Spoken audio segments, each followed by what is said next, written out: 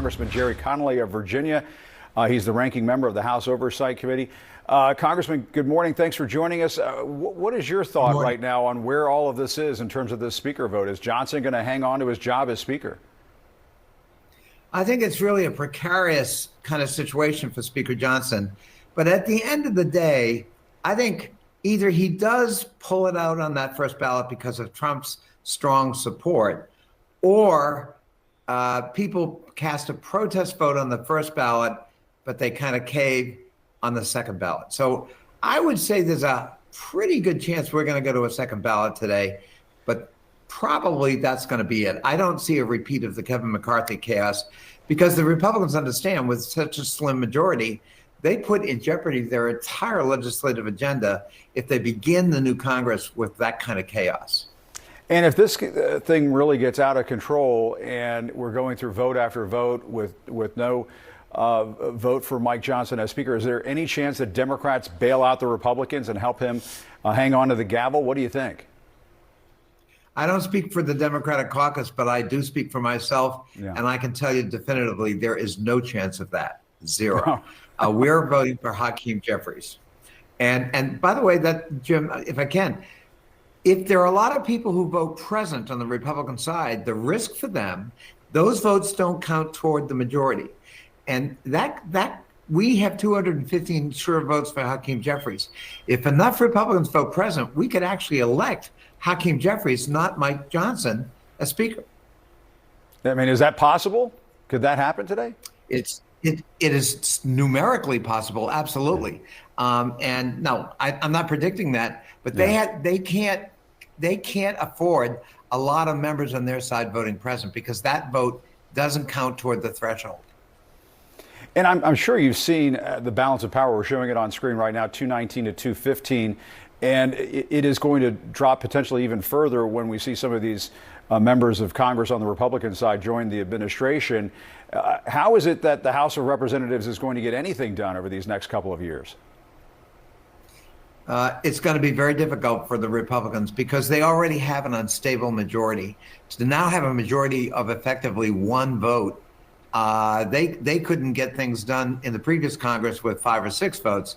So I just think they're going to have to work with Democrats, or they're going to face a lot of chaos, a lot of failed legislative initiatives, and an inability to pursue their agenda and Trump's agenda. And Congressman, I do want to ask you about the attack in New Orleans. The FBI briefed the Oversight Committee yesterday. You're on that committee. I understand you got some information from your staff on that briefing. What can you tell us about the latest in that investigation? What we've been hearing through our sources is that there is no connection between what happened in New Orleans, or there appears to be no connection between what happened in New Orleans and the Cybertruck explosion in Las Vegas. Anything you can tell us about either of those two things? Yeah, I think that's accurate, Jim. There's no evidence of connecting those two dots, though the coincidence obviously is tragic and troubling. What they do had in common was a military background, but that's kind of it. It looks like one was a suicide in Las Vegas, and the tragedy in New Orleans was a very troubled individual, but acting alone. So the initial reports of suspicion of a conspiracy or others involved seems to have fallen by the wayside upon further examination by the FBI and other law enforcement agents. I think that's reassuring, the tragedy notwithstanding, that we're not looking at some kind of vast conspiracy or some kind of sleeper cell doing terrorism in the United States. This was the act of a lone, troubled individual who, by the way, is an American citizen, born in America, living in Texas. Donald Trump has tried to use this tragedy to promote his border security initiatives and to ding on immigration. This guy was not an immigrant, and he didn't cross the border. He was born in Texas. He's an American citizen. So this was homegrown terrorism. I did want to ask you a quick follow-up to that. If Kash Patel is made the director of the FBI, are you worried about some of the things that Donald Trump says and believes, the conspiracy theories that he follows and so on, perhaps tainting the work of the FBI? You're going to be a ranking member on the House Oversight Committee. Is that something you're going to be looking out for if Kash Patel becomes the director? Absolutely. I think Kash Patel has no business being the FBI director. He is not qualified. He's already shown his hand, right? He wants to purge the FBI of people who are doing their jobs.